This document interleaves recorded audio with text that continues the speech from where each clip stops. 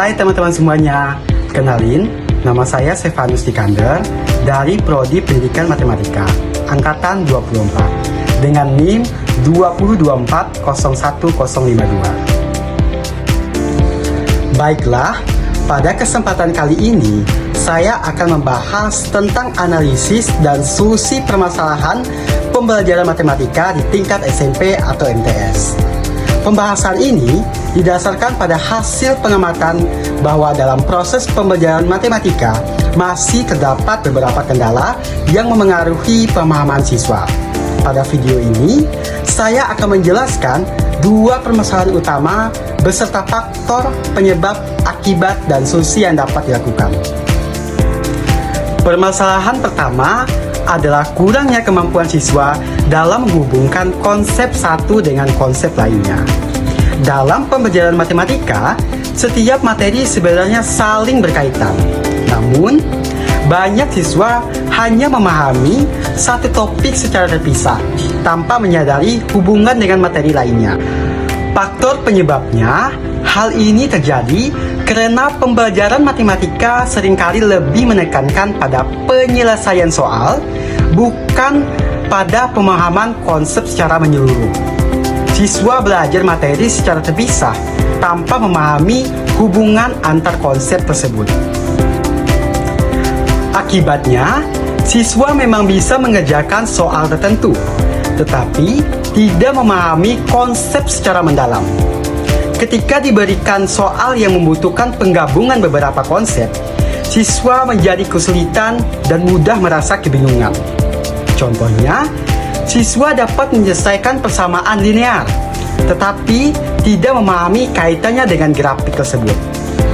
Solusi yang dapat dilakukan adalah guru menjelaskan hubungan antar konsep secara bertahap dengan menggunakan media visual seperti grafik atau diagram, serta menerapkan pembelajaran berbasis konsep, bukan hanya latihan soal.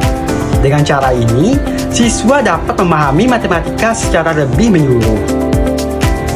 Permasalahan kedua adalah ketergantungan siswa terhadap rumus dan contoh soal. Banyak sekali siswa yang hanya terbiasa menghafal rumus dan mengikuti langkah-langkah yang sudah dicontohkan.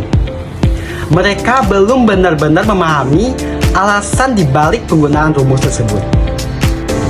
Faktor penyebabnya adalah hal ini disebabkan oleh kebiasaan belajar yang hanya berfokus pada menghafal rumus dan meniru contoh soal tanpa memahami konsep dasarnya. Akibatnya, siswa menjadi kurang mampu berpikir kritis, tidak mandiri dalam menyelesaikan masalah, mudah bingung ketika soal sedikit dimodifikasi. Contohnya, ketika soal diubah sedikit dari contoh yang diberikan, siswa langsung merasa kesulitan dan tidak tahu harus mulai dari mana. Solusi yang dapat diterapkan adalah melatih siswa dengan soal yang bervariasi, memberikan soal berbasis pemecahan masalah, mendorong siswa untuk menjelaskan cara berpikirnya. Selain itu, guru juga dapat menggunakan metode pembelajaran aktif seperti diskusi atau problem-based learning agar siswa lebih mandiri. Nah, teman-teman semuanya, dari pembahasan tersebut dapat disimpulkan bahwa permasalahan pembelajaran matematika di SMP tidak hanya terletak pada siswa, tetapi juga pada cara pembelajaran yang digunakan. Oleh karena itu, diperlukan pembelajaran yang menekankan pemahaman konsep, menghubungkan antar materi, melatih kemampuan berpikir kritis siswa.